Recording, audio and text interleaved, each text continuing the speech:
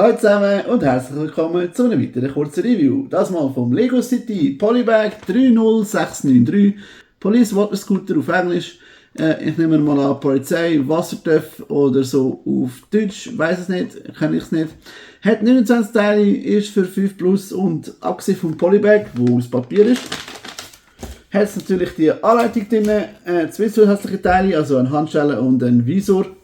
Also so eine Frontscheibe für Dings. Dann hat es da das coole Modell drin von dem Wassertöpf mit der Frau, die da die Handschelle hat.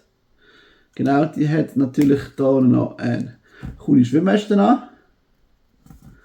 Und eben, die kann sich da festheben an ihrem Gefährt. Ist ein bisschen schwierig jetzt gerade so mit einer Hand, zwei Hand. Kann sich da festheben, einsteigen und tüda mit ihrem coolen Motor dann losdüsen. Ich hoffe, euch hat das kurze Review gefallen. Wenn ja, bitte einen Daumen nach oben oder einen Kommentar.